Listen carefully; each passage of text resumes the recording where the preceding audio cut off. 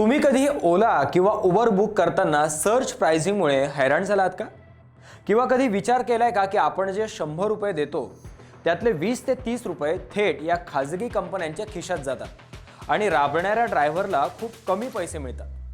पण हे चित्र आता बदलणार आहे. नमस्कार, मी प्रथमेश.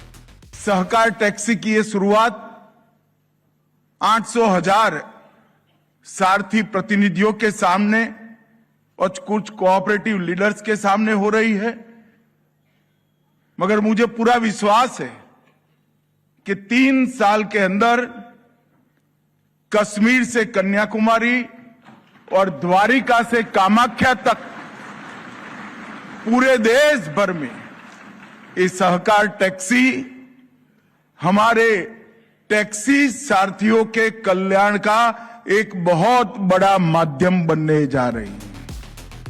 5 फेब्रुवारी 2026 रोजी केंद्रीय गृह आणि सरकार मंत्री अमित शहा यांनी भारत टॅक्सी या देशातील पहिल्या सहकारी तत्वावर आधारित टॅक्सी सेवेचे उद्घाटन केले. पण ही सेवा नेमकी काय आहे, यामुळे रिक्षा चालकांचे काय होणार आणि सर्वात महत्त्वाचं म्हणजे खाजगी कंपन्यांसोबत हा संघर्ष कसा असेल, आजच्या या व्हिडिओत आपण या सर्व प्रश्नांचे उत्तर शोधणार आहोत. भारत टॅक्सी ही इतर खाजगी ॲप्ससारखीच एक सेवा आहे, पण तिचा पाया वेगळा आहे. ही सेवा सहकारातून समृद्धी या संकल्पनेवर आधारित आहे. इथे ड्रायव्हर केवळ कामगार नसून तो या सहकारी संस्थेचा मालक म्हणजेच शेअर होल्डर आहे. फक्त 500 रुपयांचे शेअर्स घेऊन चालक या संस्थेचे भागीदार बनतात. ओला, उबर किंवा रॅपिडो यांसारख्या कंपन्या 20 ते 30% कमिशन घेतात, पण भारत टॅक्सीमध्ये चालकांकडून कोणतेही कमिशन घेतले जात नाही. चालकांना दररोज फक्त 30 रुपये ॲप फी भरावी लागणार आहे. वर्षाच्या शेवटी सहकारी संस्थेला जो काही नफा होईल तो डिव्हिडंडच्या स्वरूपात या चालकांना परत दिला जाईल. आता तुमच्या आमच्या म्हणजे सामान्य माणसाच्या फायद्याचं बोलायचं झालं तर पहिला मुद्दा म्हणजे कमी भाडे. मध्यस्थ कंपन्यांचे कमिशन नसल्यामुळे प्रवाशांना भाडे 25 ते 30% स्वस्त पडू शकते. दुसरा मुद्दा, नो सर्च प्राइसिंग. पाऊस पडला किंवा रात्रीची वेळ असली, ज्याला आपण पीक अवर्स म्हणतो, अशा वेळेत खाजगी कंपन्या दुप्पट भाडे आकारतात. भारत टॅक्सीमध्ये फिक्स्ड फेअर मॉडेल असेल. तिसरा आणि महत्त्वाचा मुद्दा, सुरक्षा. हे ॲप थेट पोलिसांच्या कंट्रोल रूमशी जोडलेले आहे. यात सारथी दीदी नावाचे फीचर आहे, जिथे महिला प्रवासी ड्रायव्हर्सची निवड करू शकतात. पण आता प्रश्न हा आहे की स्वस्त दरामुळे सर्व्हिस क्वालिटीवर परिणाम होईल का, हे आपल्याला वेळच सांगेल. मित्रांनो, नाण्याच्या 2 पैलू असतात.